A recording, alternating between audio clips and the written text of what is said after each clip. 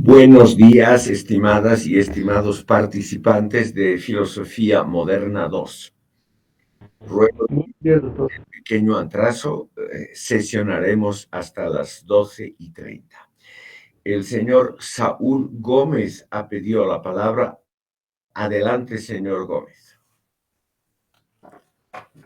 Sí, mil disculpas, licenciado. No sé si lo puedo hacer, sino, perdón, doctor. Al Sí, finalizar la clase, no quisiera interrumpir la temática del día de hoy, pero es sensible sobre mi ensayo como trabajo final. ¿Desea que la haga ahora o al final? sí, sí, ahora mismo, ahora mismo. Ya, comentarle que tengo dos temáticas, solamente que quería proponerle para que usted también me guíe al respecto. Una es sobre la fenomenología del espíritu, que si bien no ha sido una temática especializada en la materia, pero sí hemos tocado a Hegel, me gustaría contrastarla con el nuevo realismo filosófico de Marcus Gabriel, que es una nueva corriente de pensamiento filosófico. Por otro lado, hay otra temática que usted sí ha evaluado y me ha parecido bastante interesante, es el concepto de belleza, o sea, en la clase de estética sobre Hegel y contrastarla con la salvación de lo bello, o sea, el concepto actual en la sociedad contemporánea, en una sociedad del cansancio, como lo ha denominado, palabra acuñada por Byung-Chul Han, igual nuevo filósofo de alemán. Dependerá, por Coreano-alemán. favor, pido, sí, sí, surcoreano, pero ha estudiado en Alemania, ha sacado su doctorado en Alemania. Dependerá de usted, por favor, su guía, estimado doctor, y muchas gracias, como siempre, por las clases que son tan interesantes. Gracias, señor Gómez, muy gentil. Pero yo insisto en que usted tome la decisión. El tema, en realidad, que esté más cerca de sus intereses, el que esté más avanzado, para que no tenga mucho trabajo, el que lo pueda desarrollar con más facilidad en los próximos días. Por eso aprovecho para anunciar a todo el curso que el semestre termina el día 7 de diciembre. O sea, vamos a tener todavía una sesión aparte de esta y ahí va a terminar el curso. Por lo tanto, pido a todos encarecidamente que envíen sus trabajos antes del 7 de diciembre por las dudas. Una vez más pongo aquí la dirección electrónica a la cual ustedes deben enviar sus trabajos. Volviendo al señor Saúl Gómez Molina, a mí me interesa mucho la segunda temática que usted ha mencionado sobre la estética, porque yo personalmente, sin ser experto en el tema, considero que hasta el día de hoy la estética hegeliana es la obra más notable que se ha escrito en filosofía de la belleza hasta el presente, pero obviamente es una opinión de un diletante, como soy yo en ese campo, no soy experto y por lo tanto mi opinión no vale mucho. Así que en el fondo yo dejo la decisión a usted, señor Gómez Molina. Personalmente tendría una pequeña inclinación por el segundo tema de la estética, pero la decisión tiene que tomarla usted. Gracias, licenciado. Doctor, muchas gracias. Bueno, estimado público, hoy vamos a terminar de tratar a este gran filósofo alemán que es considerado generalmente, con muchas excepciones, como la culminación de la filosofía moderna y del racionalismo occidental. Hegel mismo ha dado a entender muchas veces que él era realmente un racionalista 100%. Muchas frases de él, por ejemplo, una tomada de la filosofía del derecho: lo racional es lo real y lo real es lo racional, nos indica esa relación especialmente estrecha que Hegel tenía con el racionalismo. Se ha llamado a su sistema el panlogismo, que se puede escribir así. Aquí les pongo en la pizarra de mensajes, y por lo tanto todo según Hegel, estaría impregnado por el desarrollo de la razón, no por la razón en bruta, sino como la razón se va desplegando paulatinamente en todos los ámbitos de la vida social y de la natural, según Hegel.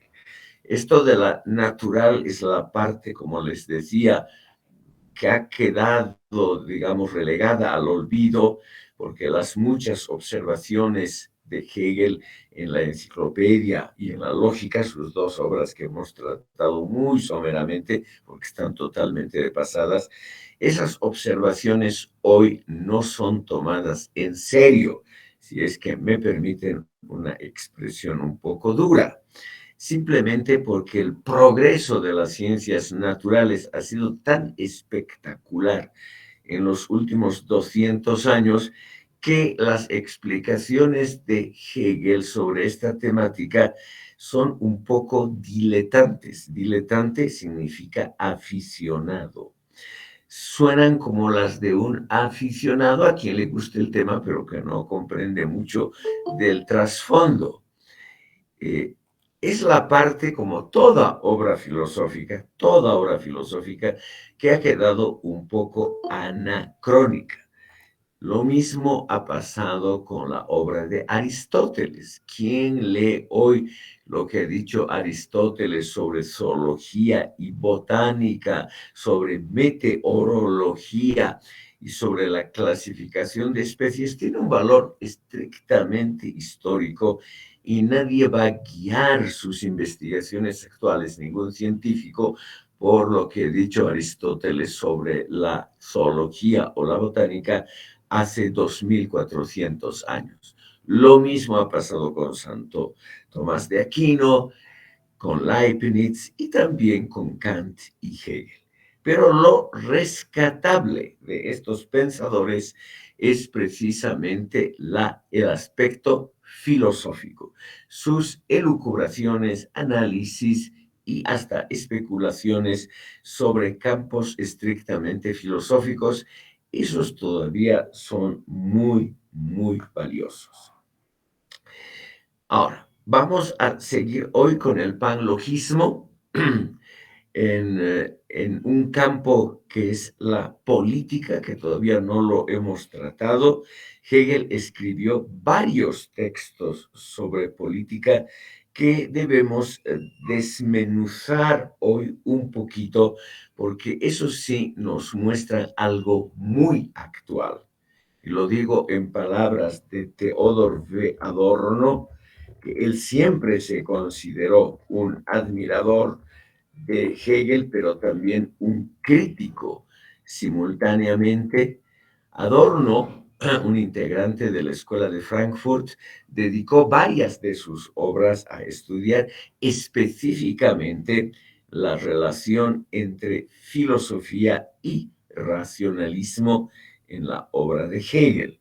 Y por lo tanto, algunas observaciones de Adorno nos pueden servir para comprender tanto la obra misma de Hegel como la recepción posterior de la misma que dura hasta hoy.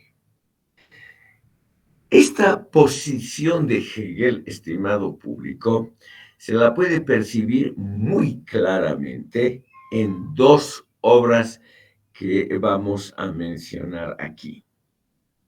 En primer lugar, se puede mencionar esta posición de Hegel ya en la fenomenología del espíritu y en los varios ensayos sobre política de principios del siglo XIX que Hegel sí llegó a publicar y que se refieren, por ejemplo, a reformas constitucionales, se refieren también a la forma en que un parlamento debería ser constituido y sobre todo a reflexiones sobre la historia alemana.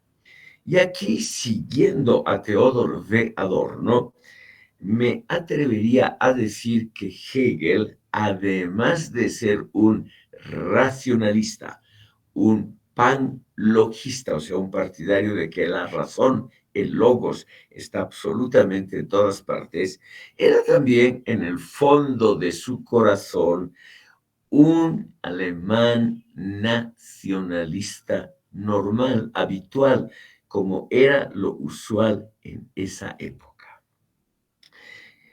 Creo que les he mencionado varias veces la existencia de una institución muy curiosa que duró casi 900 años, que es el Sacro Imperio Romano Germánico, que existió todavía durante la juventud de Hegel.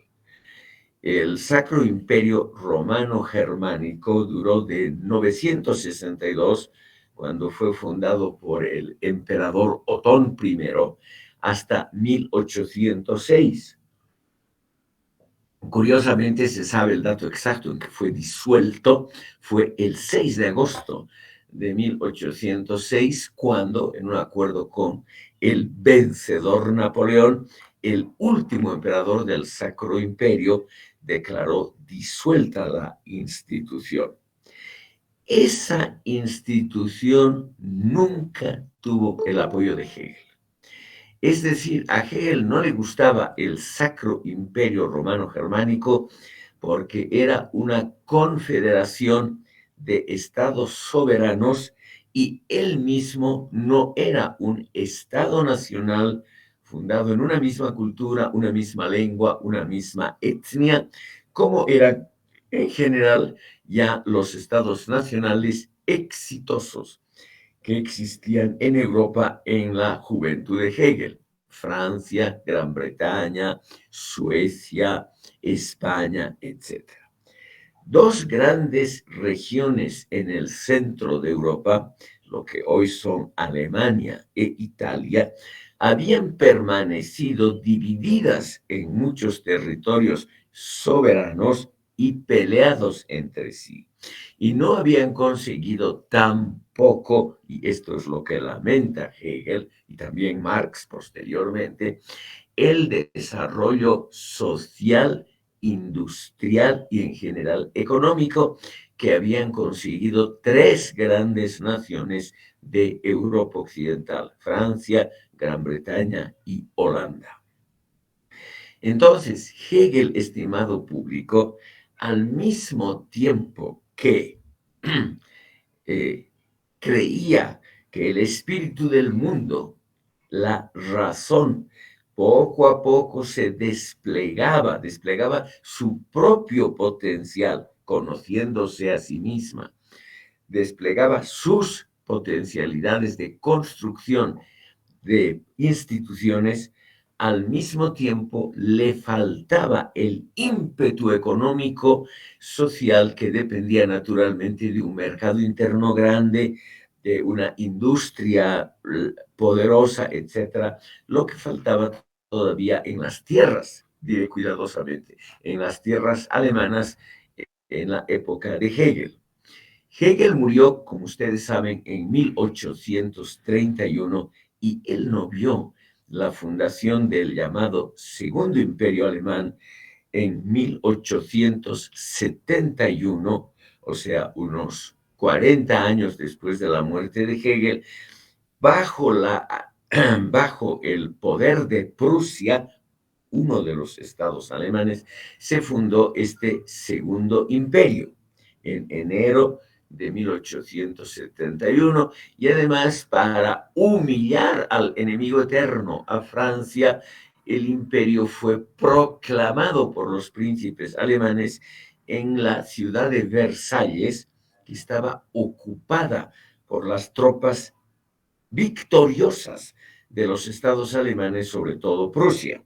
Y allí, en el famoso Salón de los Espejos del Palacio de Versalles, en lo más notable del antiguo régimen francés, ahí se proclamó el Segundo Imperio Alemán. Hegel no vio eso. Como el Sacro Imperio se disolvió en 1806, Hegel lo que percibió fue la dispersión de los estados alemanes, todos soberanos, unos muy chicos, unos muy grandes como Prusia, unos medianos como Baviera, Württemberg, Baden, etcétera, y unas cuantas ciudades libres como Frankfurt, Lübeck, Bremen, que habían conservado su total autonomía.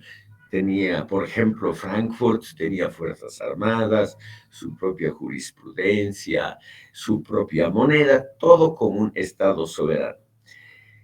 La idea hegeliana, estimado público, es que eso es lo que falta en Alemania. Él, en ese sentido, y aquí la opinión de Marx y de las escuelas sucesorias marxistas es muy similar. Lo que le faltó a Alemania, y fue también, según Hegel y Marx, la causa de ese relativo subdesarrollo en el plano económico, si ustedes lo o si general se lo compara con Francia, Holanda y Gran Bretaña, se debía precisamente a la parcelación, a la división del territorio alemán. Y en varios escritos, que son muchos, no voy a aburrir a ustedes, en general con temáticas que no son importantes hoy en día, por ejemplo, la constitución del estado de Waadt. Por las dudas siempre hay algún interesado.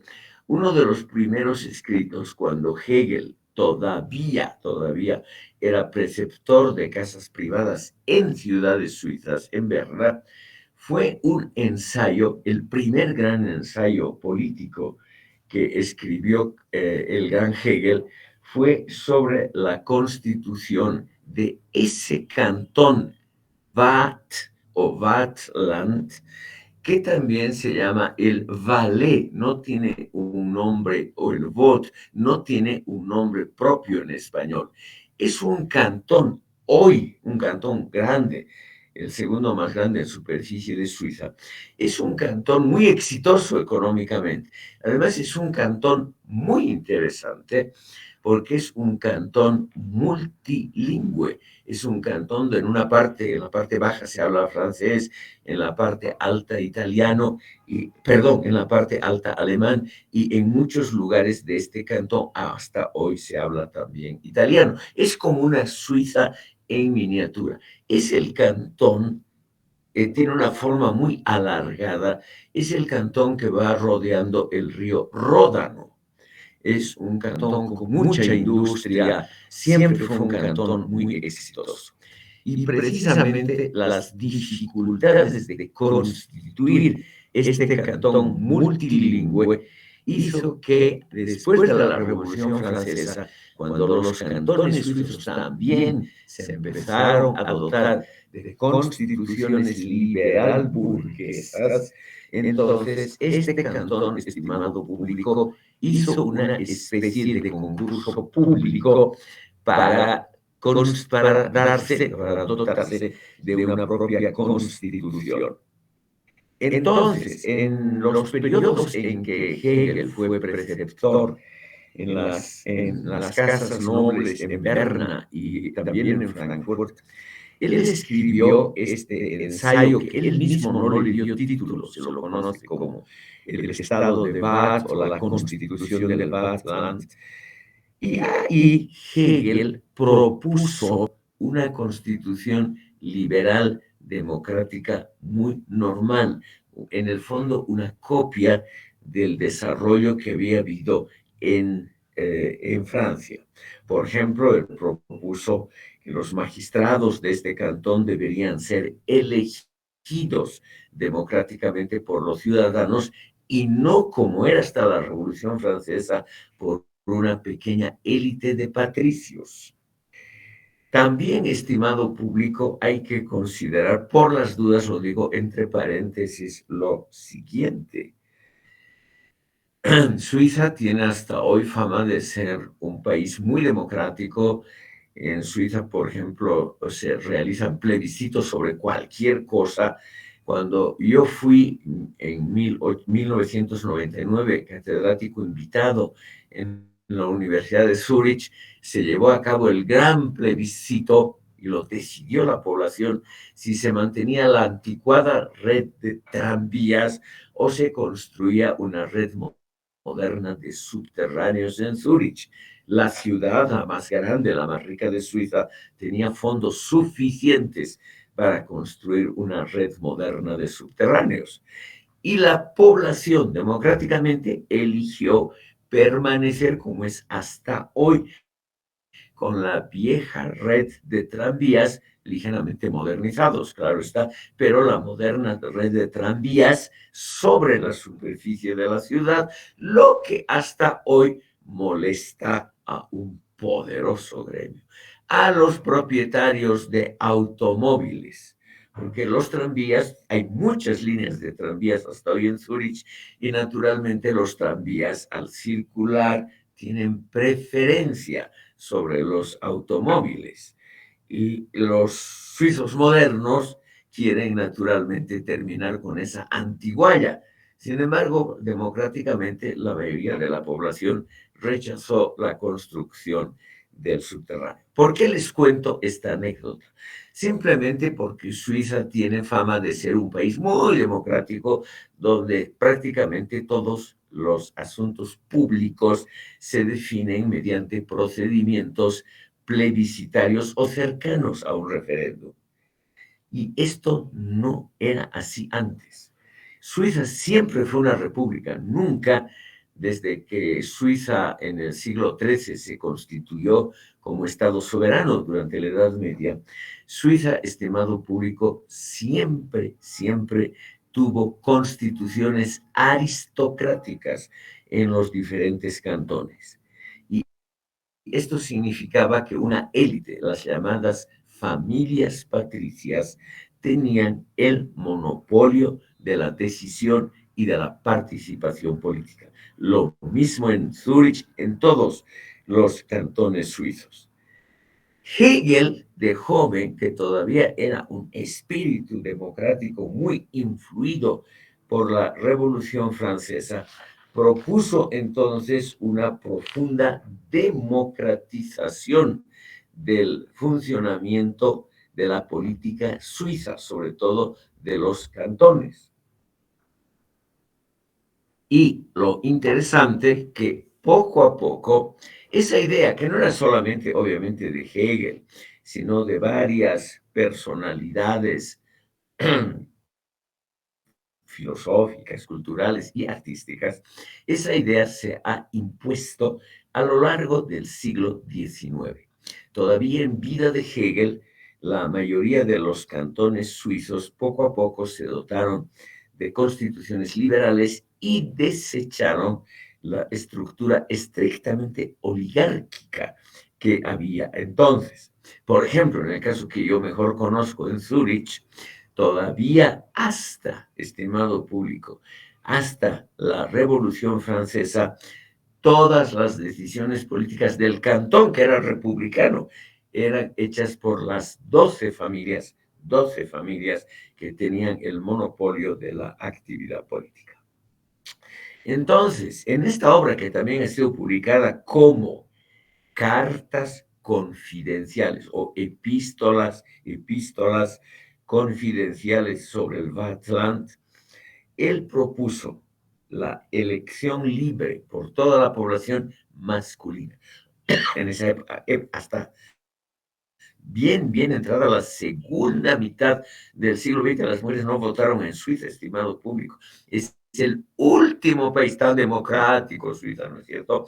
Pero es el penúltimo país en Europa que concedió el voto a las mujeres en elecciones.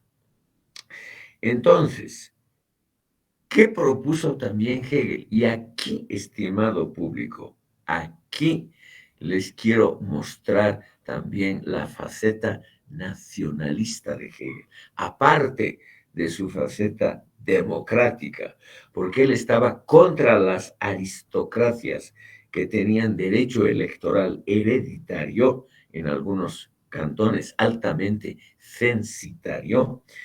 También Hegel estaba contra el doble voto de los académicos, algo que va a gustar a ustedes, cosa que ha existido también en la Gran Bretaña hasta fines del siglo XIX.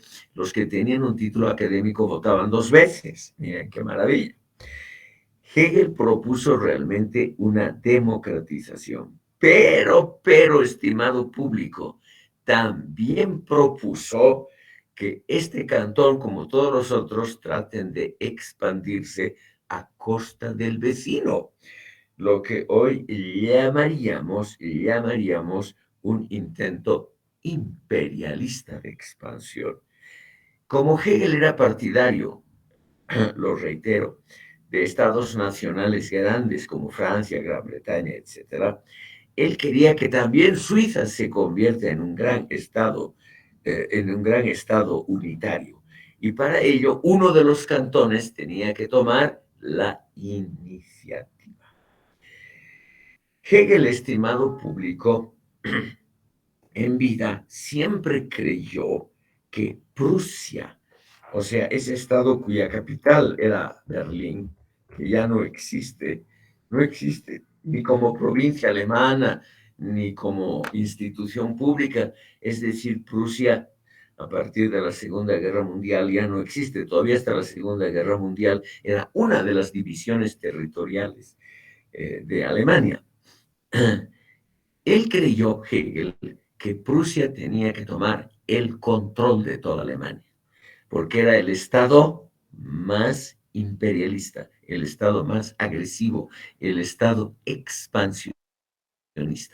Y aquí vemos que el carácter democrático, racionalista del gran Hegel se combinaba, lo usual en la historia universal, estimado público, se combinaba también con un ímpetu emocional muy fuerte, un ímpetu emocional que le decía el estado más fuerte, más aguerrido, más agresivo, más expansivo, con el mejor ejército, Prusia, este tiene que dominar toda Alemania, como ocurrió en 1871.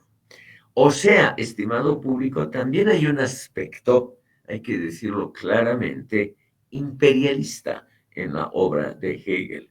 Él creyó que Prusia, que no se distinguió por avances democráticos, por avances institucionales, que también Prusia era la llamada por Dios o por el destino, o diremos son simplemente sinónimos, por el espíritu del mundo, que Prusia estaba llamada a dominar Alemania y tal vez Europa y el mundo, tal vez. Hegel nunca lo dijo, pero no hay duda que tenía muchísima simpatía por ese estado expansivo. Hegel, estimado público, igual que Marx, nunca tuvo la más remota simpatía por los deseos, por los ímpetus de emancipación de los pueblos eslavos de Europa Oriental.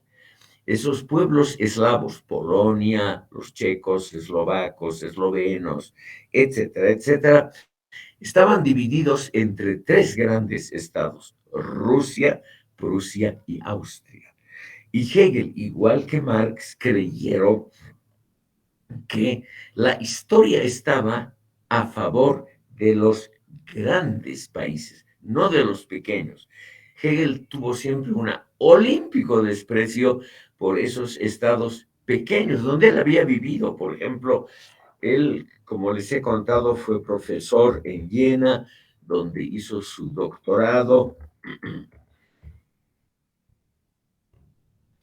Viena es todavía hoy una importante ciudad universitaria en Alemania, en un estado federal actual que se llama Turingia, que es el centro de Alemania. Turingia es un estado con poca población, creo que no llega a 3 millones de habitantes.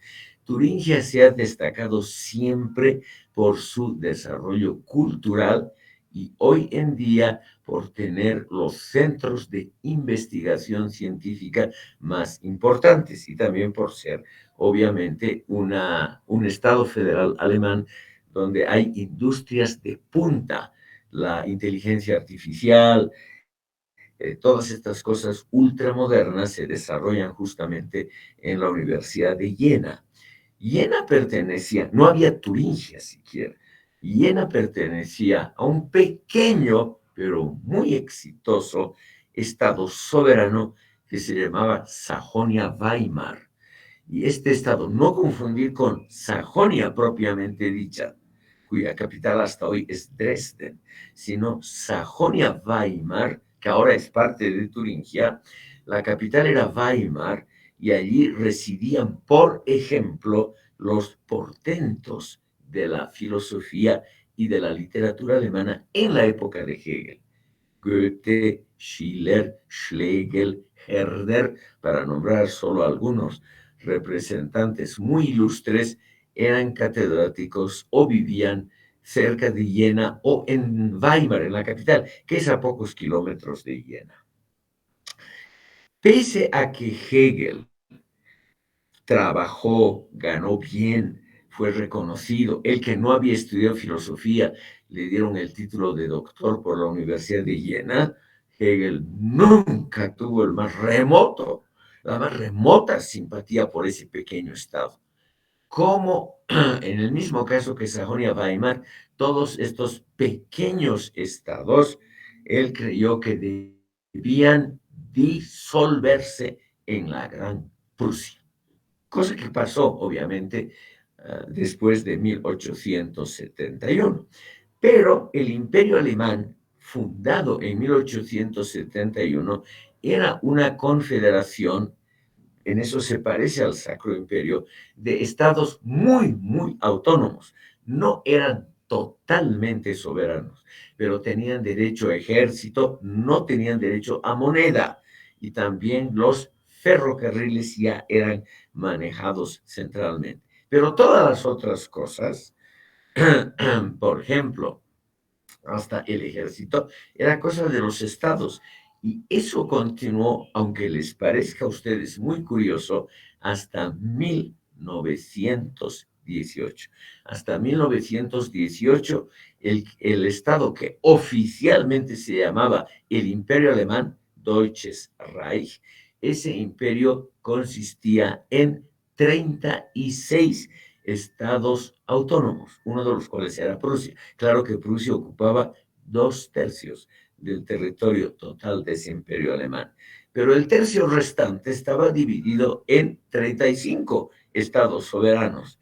Y curiosamente, los más pequeños, como Sajonia-Weimar, Hamburgo, Bremen, las ciudades estas comerciales, eran los más exitosos económicamente.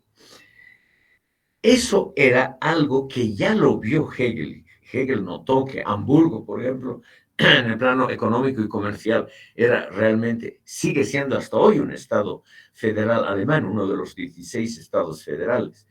Sigue siendo muy, muy exitoso. Eso le molestaba a Hegel. Hegel nunca tuvo simpatías por la autonomía de los estados alemanes. Y, estimado público, él siempre abogó por un gran Estado nacional que se parezca a sus modelos, cosa que lo copió Marx. Los modelos eran obviamente Francia y Gran Bretaña.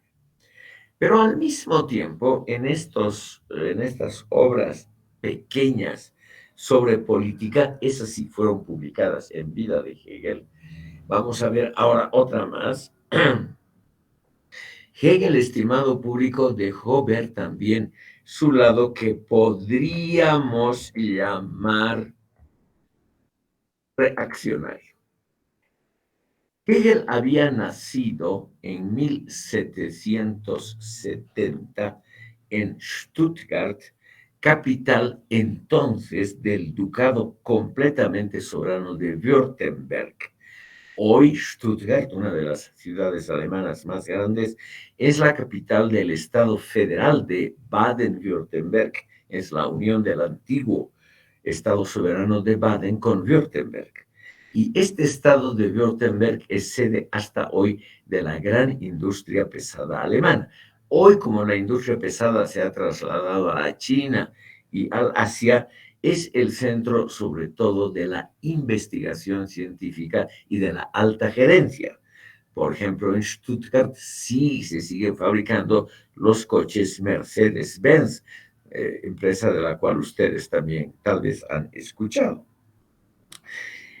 En 1816-17, en la transición de esos años, entonces era catedrático en Heidelberg, Hegel publicó un largo ensayo sobre la situación política de Württemberg. Como él era hasta el fin de su vida, él fue súbdito del estado de Württemberg. Y el estimado público se nota clarísimamente que él tiene una gran desconfianza ante los excesos de democratismo, ante los excesos que él vio durante la Revolución Francesa de que el pueblo y los sectores radicales, como los jacobinos en Francia, tomaran el poder. Por lo tanto, aquí, en esta su obra que se llama Sobre la Constitución de Württemberg, el estimado público muy claramente se refirió a la necesidad de limitar los derechos de una asamblea elegida popularmente, con argumentos filosóficos. Por ejemplo, el argumento filosófico que va a gustar a ustedes claramente, el argumento de que el espíritu del mundo, el Volksgeist y el Weltgeist, el espíritu del mundo se manifiesta sobre todo en los intelectuales, en los universitarios, y no necesariamente en una asamblea elegida popularmente. Entonces, aquí tenemos una idea muy interesante.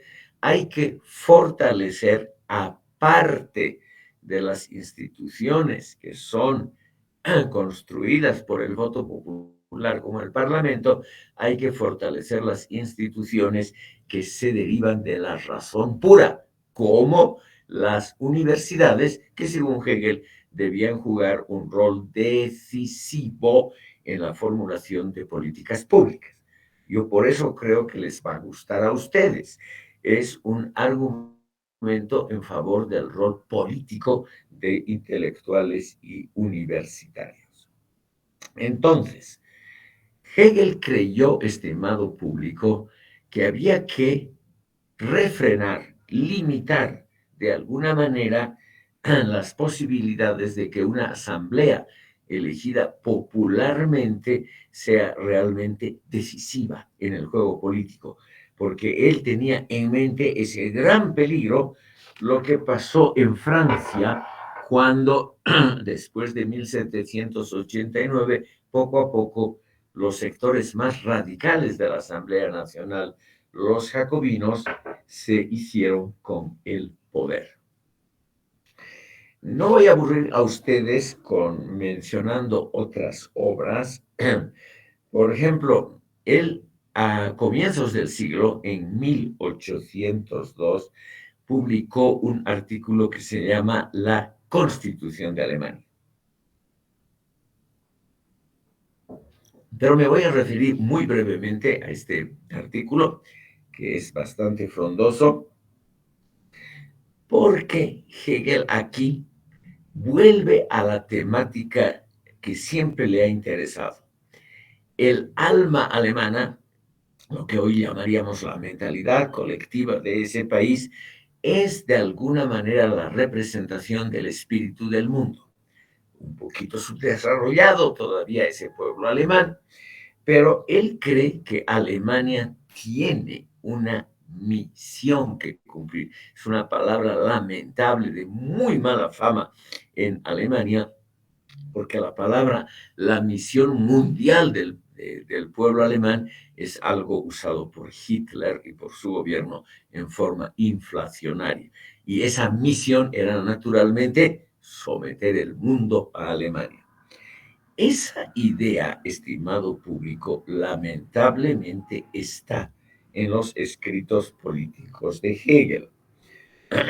En esta obra, La Constitución de Alemania, él menciona que la causa para el atraso relativo alemán en comparación con el occidente europeo se debía justamente a la parcelación política. Y eso tenía que terminarse. Él en este sentido fue realmente un demócrata revolucionario antifrancés, contra el imperialismo francés y napoleónico, contra la preponderancia de Gran Bretaña, muy claro, y él quería un Estado alemán muy fuerte, porque el espíritu del mundo, el Weltgeist, se manifiesta a través de esas naciones históricas. Recuerden ustedes esa seguidilla que Hegel estableció: la historia empieza en la China, sigue en la India, es decir, en las grandes naciones históricas. Y él creyó que lo que le faltaba a Alemania para ser la gran nación histórica era precisamente la unidad. En 1818, Hegel fue llamado como profesor a Berlín, donde pasó el resto de su vida. Y él, a partir de 1818, en muchas publicaciones y en sus clases, siempre, estimado público, siempre alabó al Estado de Prusia como la culminación del desarrollo histórico. Dicho en palabras muy simples, parece haber hecho propaganda por el imperialismo prusiano. Un Estado que en el plano político estaba muy por atrás de Francia y Gran Bretaña. Durante la vida de Hegel, él murió en 1831, Prusia no tuvo ni constitución, ni parlamento, ni partidos políticos permitidos. Recién en 1849, o sea, mucho después de la muerte de Hegel, es que Prusia se dota de un parlamento, elegido además con un voto censitario muy severo. Se dota de un parlamento, permite partidos políticos, y Prusia se da a sí misma una constitución bastante reaccionaria. Pero todo esto mucho después de la muerte de Hegel. O sea, en vida, y esto es lo que ensombrece la memoria de Hegel, Hegel defendió a un Estado, Prusia, que según los cánones del progreso político institucional no estaba en la vanguardia institucional, política, ideológica de Europa y por lo tanto, según Hegel, del mundo. No estaba. Y sin embargo, él defendió a rajatabla, defendió al Estado que lo había acogido. En el sur de Alemania, estimado público, me voy a permitir simplemente, porque los vamos a mencionar brevemente, existían unos estados que junto con Württemberg, los cuatro más importantes y económicamente más ricos de Alemania.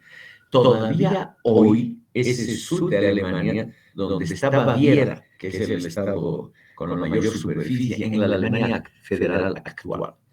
Todavía hoy, estimado público, Baviera, junto con Hessen, donde está Frankfurt, y Baden-Württemberg, todavía hoy esos tres estados son o constituyen la zona más rica, más adelantada y más poblada de Alemania. Y eso ya era así en la época de Hegel. Y estos estados eran mucho más liberales que Prusia. Württemberg, Baden, Baviera y Hessen ya tenían constituciones, tenían libre juego de partidos en la vida de Hegel. Y sin embargo, a Hegel nunca le gustó el espíritu liberal que muy diferente al prusiano del norte, muy diferente a los estados militaristas del norte. Estos estados, Baden, Württemberg, Baviera, Hessen, todos ellos no tenían tendencias expansivas, nunca empezaron guerras contra sus vecinos, nunca se apropiaron de territorios ajenos como sí lo hizo Prusia. Por las dudas para los interesados, que siempre deben haber en la historia europea, todavía, estimado público, en 1866, Prusia inició una guerra civil contra Austria y sus aliados, que eran justamente estos 4 o 5 estados que he puesto en la pizarra, en 1866. Y en aquel año Prusia salió vencedora militarmente y se apropió de una gran parte de estados del norte de Alemania que también habían entrado en coalición contra Prusia. Por ejemplo, Hannover, Nassau, una gran parte de Hessen, etc. Todo eso, estimado público, pasó a ser prusiano en 1866, la ciudad de Frankfurt, etc. Y no se les preguntó por un plebiscito si querían pertenecer al reino de Prusia, simplemente se los anexaron y chao. Eso le hubiera encantado a Hegel, porque en esta obra, La Constitución de Alemania, él dice muy claramente que lo que hay que apoyar en Alemania es aquel Estado fuerte que logre unir, consolidar a su alrededor a los otros estados alemanes y que los otros estados dejen de ser importantes porque lo primero es la constitución de un Estado nacional basado en una lengua, una cultura y sobre todo una institucionalidad común a todos. El viejo Sacro Imperio Romano Germánico, desde su nombre, era algo internacionalista, algo cosmopolita. Ya desde el nombre le disgustaba a Hegel, porque el imperio tenía, el nombre oficial era Sacro Imperio Romano Germánico, y el nombre ya hacía alusión a dos cosas que molestaban a Hegel, que él critica en esta obra. Primero, un nombre religioso, Sacro Imperio. ¿Por qué tenía que ser un Estado nacional algo sagrado? Hegel creía, estimado público, como hemos visto, en la importancia de la religión como fuerza cultural. Pero otra cosa es conceder a la religión una importancia político-institucional. Por lo tanto, eso de Sacro Imperio, cuya constitución era una bula papal, eso le pareció a Hegel el colmo del anti-institucionalismo, el colmo justamente de una idea antinacionalista y anti-alemana, el hecho de que el Sacro Imperio se regía por la llamada bula de oro, que era una bula papal que realmente, en forma muy general, sentaba las bases de la organización política del Sacro Imperio. Y luego que el imperio se llame Sacro Imperio Romano Germánico, o sea, algo latino, algo de por afuera de Alemania. Eso también a él le parecía una aberración contra el desarrollo, contra el despliegue histórico del espíritu universal, del espíritu del Weltgeist, del espíritu del mundo. Entonces, él, todavía existía el Sacro Imperio. En esta obra de 1802, él claramente aboga por la disolución del Sacro Imperio y por la constitución de un imperio alemán que no contenga elementos ajenos. ¿Por qué dice eso? Porque el Sacro Imperio era un imperio cuyo idioma oficial además era el latín. Imagínense ustedes, eso era para Hegel realmente un insulto al espíritu alemán. El Sacro Imperio incluía partes de Italia, Francia, Suiza, lo que hoy es la República Checa y Polonia. Y eso obviamente a Hegel le parecía una canallada que partes de estados eslavos, latinos, etcétera, fuesen parte de ese imperio germánico. Pero en esa época, en la Edad Media, no habían estas ideas nacionalistas actuales. Y por lo tanto, la inclusión, por ejemplo, del reino de Bohemia, lo que hoy es la República Checa, los límites no han cambiado. La República Checa se llamaba antes el Reino de Bohemia y eso fue desde el primer instante parte constitutiva del Sacro Imperio Romano Germánico. Ha habido grandes emperadores en la Edad Media del Sacro Imperio como Carlos IV, que era rey de Bohemia, o sea, lo que hoy sería gobernante de la República Checa, o partes de lo que hoy es Polonia, Pomerania, Silesia, ¿no? Partes importantes de lo que hoy es Polonia, todo eso era también parte del Sacro Imperio, como casi todo el este de Francia, Alsacia, Lorena. Lorena, que hoy es conocido como parte muy fiel de la República Francesa, Lorena, estimado público, era parte del Sacro Imperio, no era parte de Francia, hasta, hasta fines del siglo XVIII. Entonces, tenemos simplemente una construcción histórica que se ha hecho por obra de la casualidad y de muchos procesos individuales muy difíciles de ser asimilados a una línea general. Y eso realmente molestaba a Hegel, porque no se podía, dentro de su teoría del desarrollo del espíritu del mundo, de la marcha de Oriente a Occidente, no se podía justificar la existencia del reino de Bohemia, la existencia de estados como Saboya, Saboya que hoy es parte de Francia y que antes incluía el norte de Italia, la capital era Turín, que todo eso que no era de habla alemana ni de cultura alemana, que fuesen partes integrantes del Sacro Imperio. Bélgica, Holanda y Luxemburgo también fueron parte del Sacro Imperio. Todo eso naturalmente no gustaba a Hegel. Como ven ustedes, hay un elemento que podríamos llamar altamente nacionalista también en la obra de este gran pensador. Hegel defendió esa idea en esta obra que estamos mencionando, la Constitución de Alemania, porque él contrapuso lo que él llamó la libertad alemana contra la libertad francesa, contra la libertad racionalista. La libertad alemana, según Hegel citó, es la idea germánica de la libertad ganada con la exposición de la vida propia, eso que está en la fenomenología del espíritu. El Señor gana su posición exponiendo su vida, no mediante argumentos racionales. Esa es una idea central de esta obra, La Constitución de Alemania. O sea, hay dos formas de libertad.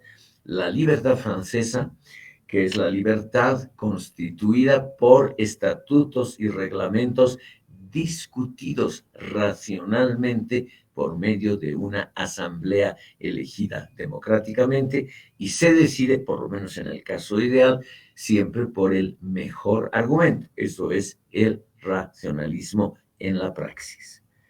Hegel contrapuso a ese racionalismo francés, contrapuso la llamada, él la llama la libertad germánica, la idea de que la libertad, como los antiguos guerreros germánicos en los bosques tupidos del norte de Europa, que ganaban su libertad exponiendo su vida y naturalmente no por vía argumentativa deliberativa.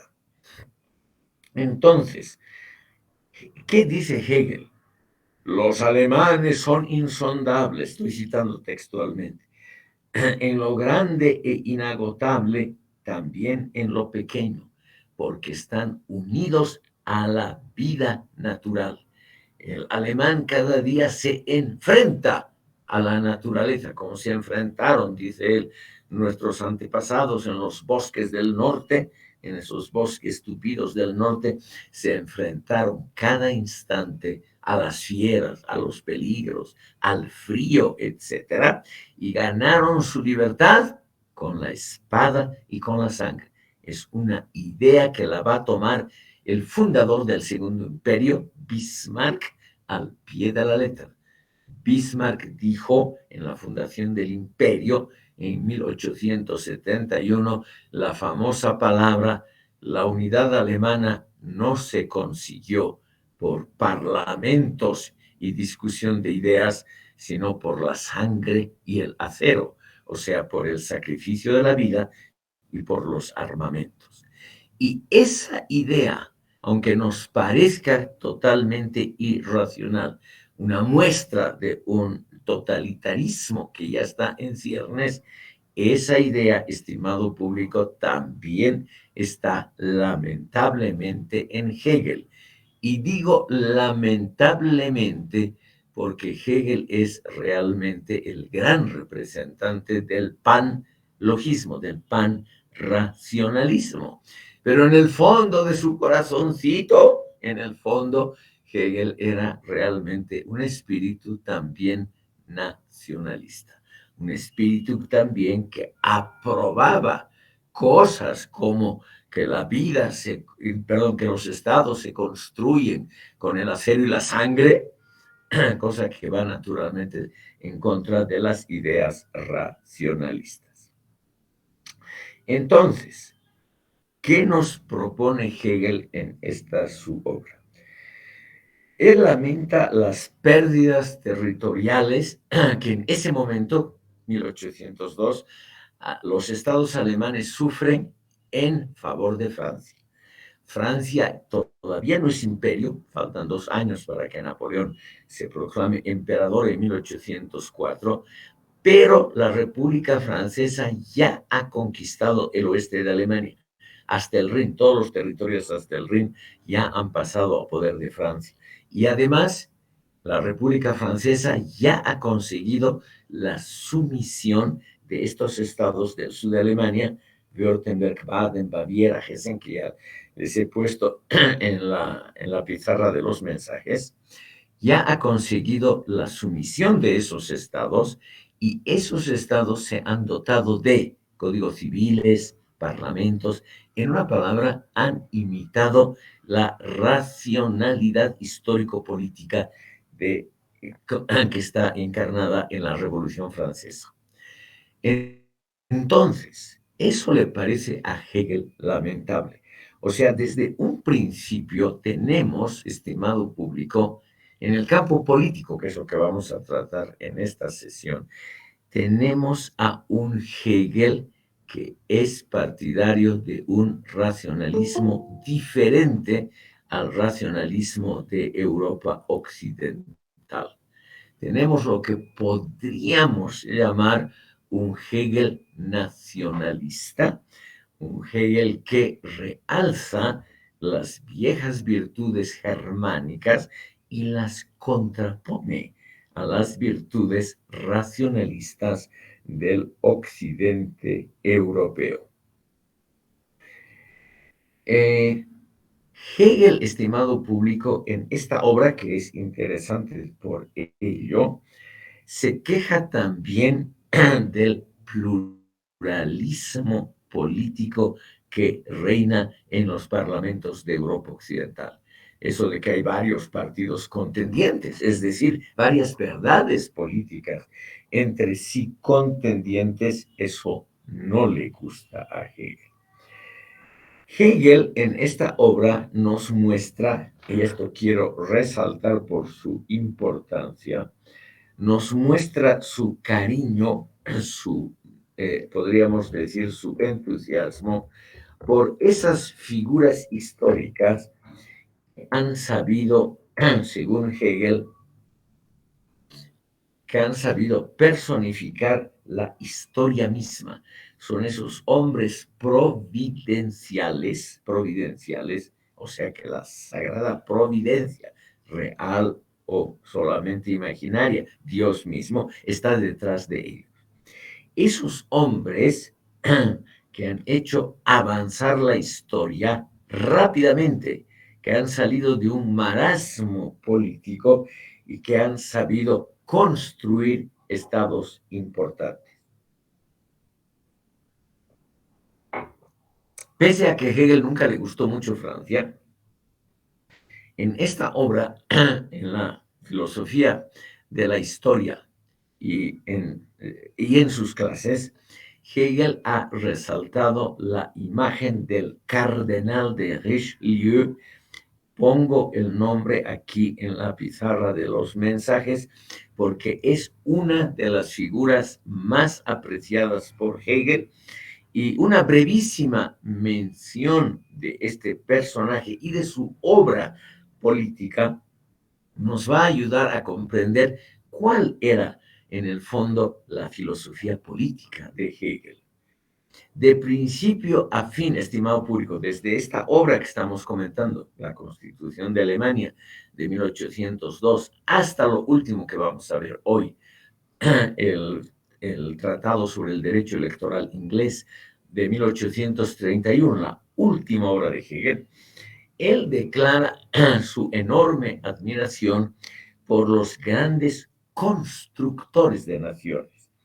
Y él cree que Richelieu es el gran constructor de las glorias francesas, o sea, el desarrollo de Luis XIV, ese éxito enorme que tuvo Luis XIV, la Revolución Francesa, todo eso se debe, según Hegel, a que ha habido una persona que centralizó Francia, terminó con las llamadas libertades feudales de la nobleza, construyó un Estado unitario y fuerte y terminó también con las autonomías provinciales de Francia. Y esa fue la obra, estimado público, del cardenal de Richelieu, que fue primer ministro de Francia bajo Luis XIII y el comienzo de bajo Luis XIII. Y que fijó en el fondo los fundamentos para su pupilo, que fue Luis XIV. El cardenal no es algo raro, estimado público, que figuras importantes de la Iglesia Católica en esas épocas hayan gobernado países. También en Inglaterra, por ejemplo, hasta la reforma de Enrique VIII, han sido cardenales los que han dirigido la política inglesa.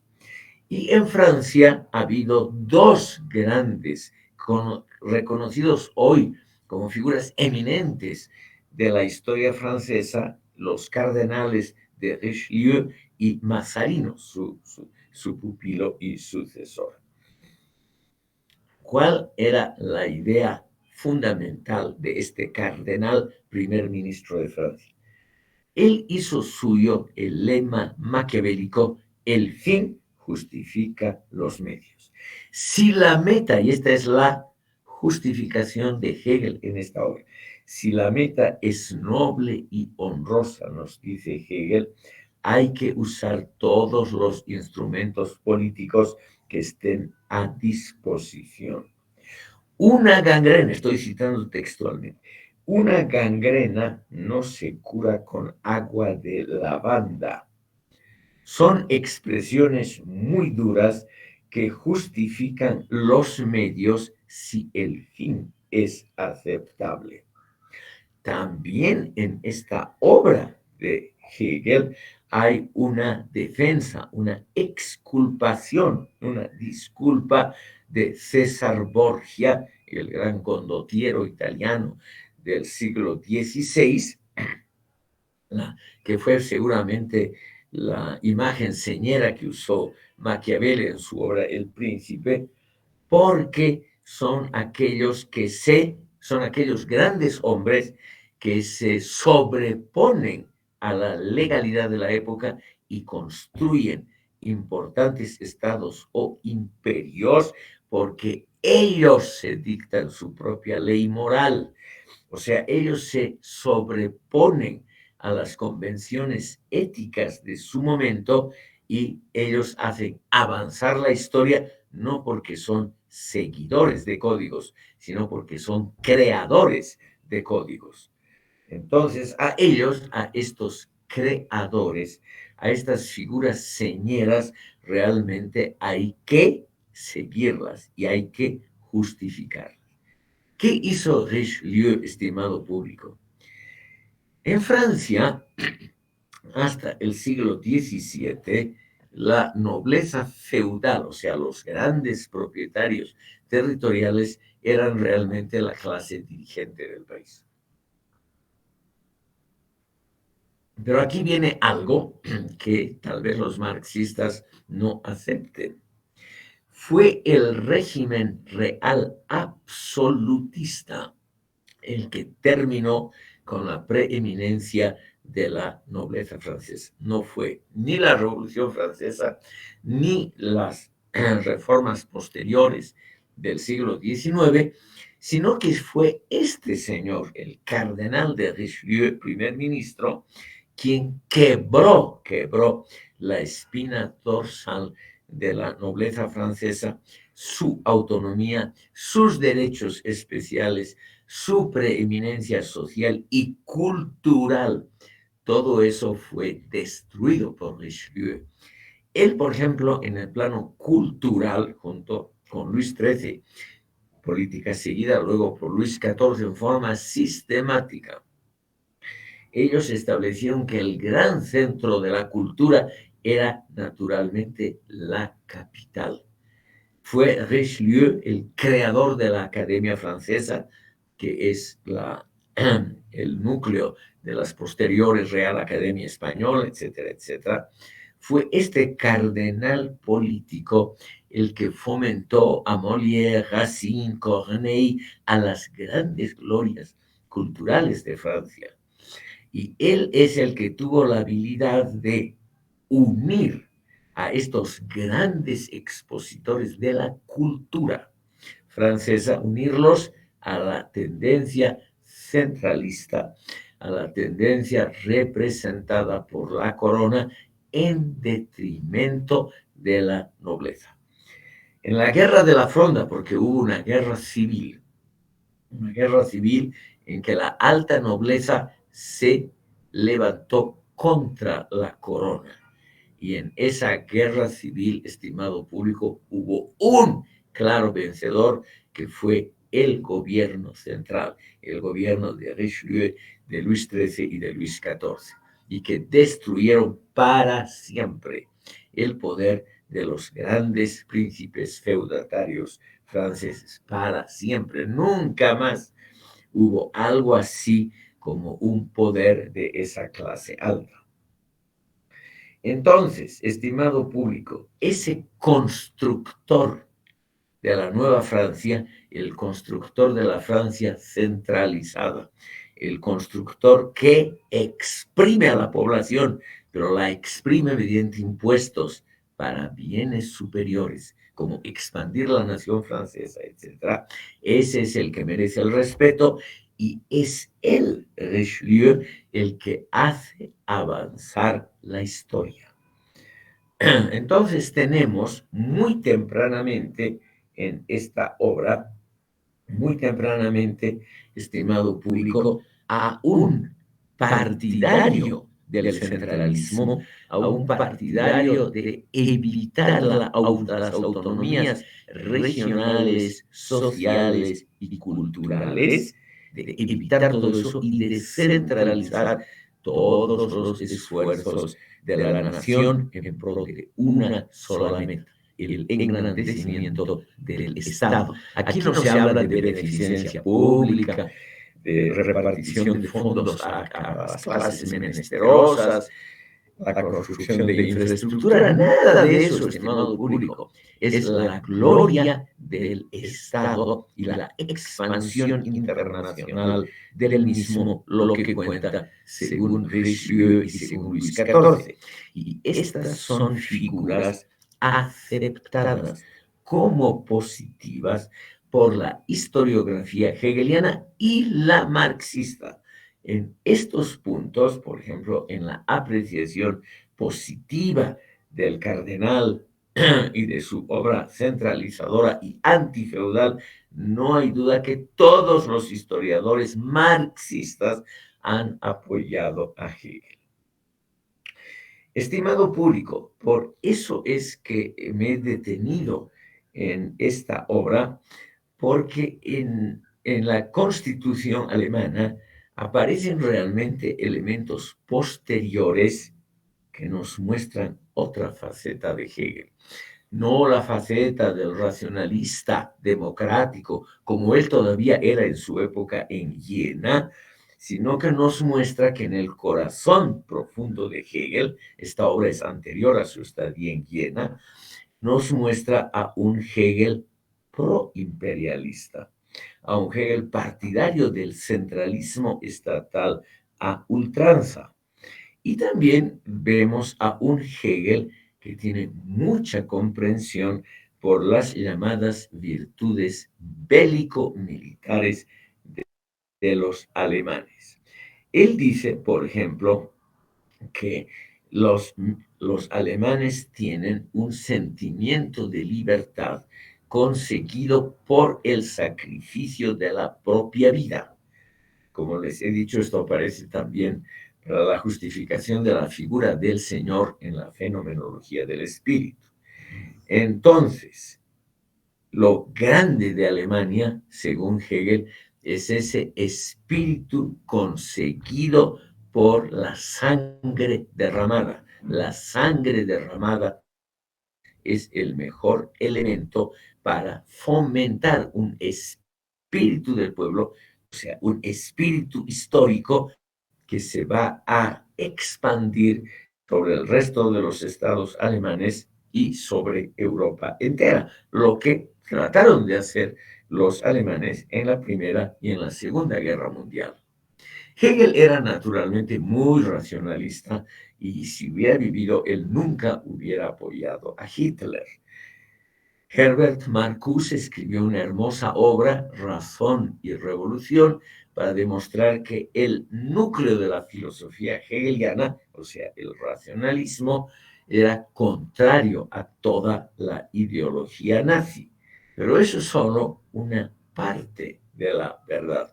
La otra parte es que Hegel, igual que Nietzsche, fue también un pensador muy apreciado por los nazis, por los nacionalsocialistas, en el poder en Alemania entre 1933 y 1945. Pero en fin, siguiendo a Marcuse, salvaremos la imagen hegeliana. Quiero mencionarles que en otras pequeñas obras, realmente Hegel muestra un espíritu, digamos, más democrático. Hegel, como fue director de un periódico en Bamberg, o sea, entre su estadía en Jena, que terminó en 1806, y sus estadías en Heidelberg y luego en Nuremberg, primero en Heidelberg, después y en Berlín, Hegel fue director de un periódico importante. Y Hegel en esos artículos que no están firmados, son artículos editoriales, ahí nos muestra otra faceta de su prodigiosa obra. Nos muestra una obra que es más bien favorable al mundo institucionalizado de la política, representado sobre todo por los parlamentos. Es decir, Hegel nos dice lo importante de un parlamento es realmente el hecho de que se debata libremente y en forma, mediante argumentos racionales, se debatan opciones de políticas públicas. Él nos dice, el pueblo no puede hablar por sí mismo, como el espíritu del mundo tampoco habla por sí mismo, sino a través de los grandes personajes. Entonces, a veces, dice él, el espíritu racionalista se muestra mediante las discusiones racionales en dos partes, en el Parlamento, o sea, en dos grandes instancias, en los parlamentos y en la opinión pública. Aquí tenemos, curiosamente, a un Hegel partidario del liberalismo político que sobre todo en el siglo XIX, se representó a sí mismo mediante la prensa libre. Entonces, Hegel nos dice, por ejemplo, en esta obra ya mencionada sobre la Constitución de Württemberg, en esta obra de 1816, Hegel se muestra, estimado público, como un personaje un poco más abierto hacia los clásicos principios del liberalismo político. Hay algo en que Hegel ha sido constante a lo largo de su vida. Él tenía una clara antipatía por la nobleza como fuerza política. O sea, tanto la nobleza feudal francesa, la más famosa, la más rica, la más poderosa en Europa, como la nobleza alemana que defendía justamente la partición de Alemania, porque han sido los nobles los beneficiarios de esa gran división en estados soberanos. Ese tipo de nobleza siempre le cayó mal a Hegel. Él dijo que esa nobleza era antihistórica, irracionalista, particularista y anacrónica. Pero Hegel fue siempre, y aquí viene el punto central, partidario, estimado público, de la meritocracia. ¿Por qué Hegel apreciaba al Estado de Prusia, al Estado prusiano? Pese a que ese Estado prusiano era claramente reaccionario, porque era el Estado que más fomentó la repartición de puestos públicos según habilidades intelectuales. En Prusia, para ser funcionario, por ejemplo, del aparato de justicia o del aparato militar, estimado público, no servía ser noble o no, como en Francia. En Francia, hasta la Revolución Francesa, todos los puestos de oficiales en el ejército, en la diplomacia y en la alta justicia estaban reservados por ley a la nobleza.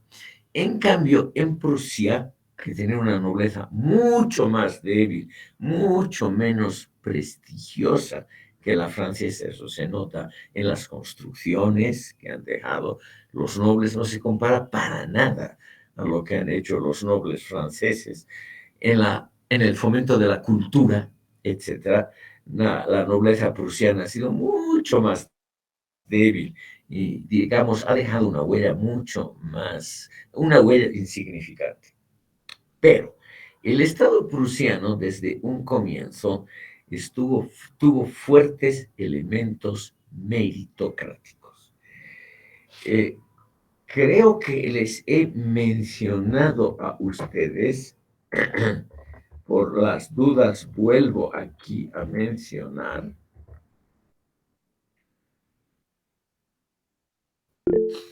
que la reforma protestante fue muy importante para la constitución cultural de lo que fue luego Prusia. El territorio que generalmente se llama Prusia durante la Edad Media perteneció a una orden político-religiosa, cosa que no era rara en la Edad Media. Piensen ustedes, todavía hoy existe la Orden de Malta. Eran órdenes religiosas, eran sacerdotes que eran soldados simultáneamente. Hoy en el siglo XXI nos puede parecer una cosa rarísima, pero en la Edad Media eso era muy usual.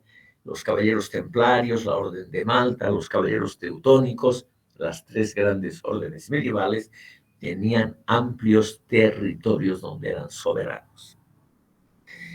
No en riqueza, pero en superficie, la mayor de estas órdenes era la Orden Teutónica y dominaba lo que hoy son los países bálticos, o sea, Estonia, Letonia, Lituania, y lo que era antes Prusia Oriental, cuya capital era Königsberg, que ahora se llama Kaliningrad y que ahora es parte de Rusia. En 1525, esta orden, que era católica como todo en la Edad Media, se convirtió de un momento al otro al protestantismo. Les menciono esto porque es también el tema favorito de Hegel en muchas de sus clases. Esa orden teutónica dejó de ser un estado eclesiástico y se convirtió en un estado civil moderno, y en 1525 se convirtió al luteranismo, al protestantismo luterano. Y la primera decisión, estimado público, en 1525, cuando de un momento a otro el gran maestre de la orden teutónica se proclamó duque soberano de Prusia y abolió la orden teutónica, este soberano realizó lo siguiente: una reforma educativa. Y esto es obviamente lo que cuenta con el beneplácito total de Hegel.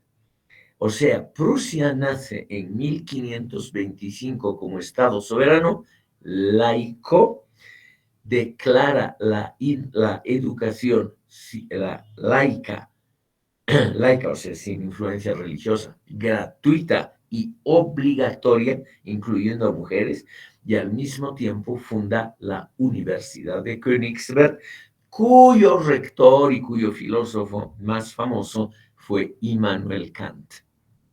Entonces, ¿qué es lo que le gusta a Hegel? A Hegel, estimado público, lo que le encanta es esa idea de que la educación racional, la meritocracia formada en universidades, tomen el poder. O sea, esa es la idea por cual nos puede parecer siempre extraño por qué Hegel apoya a ese país tan conservador, tan reaccionario como era Prusia. Él apoya a Prusia porque, según Hegel, desde un primer momento, ese país, ese Estado nuevo, concedió una enorme importancia a la meritocracia basada en una buena educación. Prusia, esa región todavía hoy, que hoy está dividida entre Rusia y Polonia, esa región era muy pobre, estimado público, como es hasta hoy, muy fría, cubierta de bosque, eso sí, pero una región que no tiene hasta hoy ningún natural importante y una agricultura difícil, una agricultura que obviamente existe, pero que es dura. Entonces, ¿qué hicieron los fundadores del Reino de Prusia? Y esto es lo que enaltece Hegel.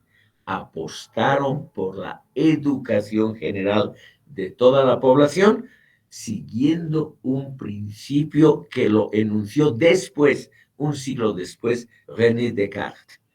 El talento está distribuido democráticamente. O sea, las habilidades de los seres humanos no están concentrados en una clase social o en un grupo étnico, sino que están distribuidos en toda la sociedad en forma democrática. O sea, tanto en las clases altas como bajas hay la misma proporción de chicos hábiles, de chicos inteligentes, de chicos tontos, en fin, más o menos igual. Y esa cosecha de talentos, que es lo importante para un Estado, solo puede ser hecha si hay una apertura a las carreras de la administración pública. Y eso se consigue naturalmente con una buena educación y con exámenes permanentes para los puestos de la administración pública por concursos abiertos, sin importar el origen religioso, social, geográfico de los participantes. Esa es, estimado público, la meritocracia. Y eso es lo que le gustó a Hegel y por eso él enalteció el Estado prusiano. Estimado público, aquí hacemos un breve descanso pedagógico. de unos 10 minutos y seguimos inmediatamente después.